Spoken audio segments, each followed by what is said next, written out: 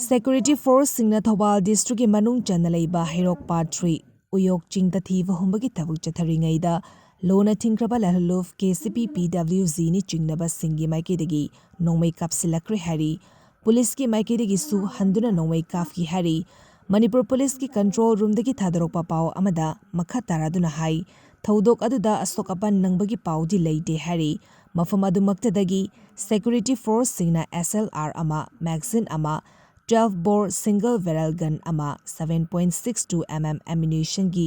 kunmathoi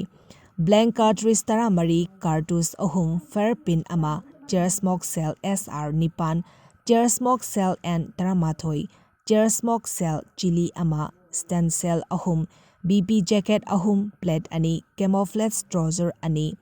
camouflage shirt taramari camouflage bag mari school bag ani camouflage B cap mari sleeping bag ama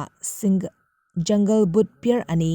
sports shoes pair ama betadine taranithoi syringe tarataruk IV set mari paracetamol tablet marifu cotton roll ama blanket taret jar ahum bucket ahum batu ama milk bottle ani notice board ama Tata Safari ama gypsy ani fakatpa ngamkhre HAIRI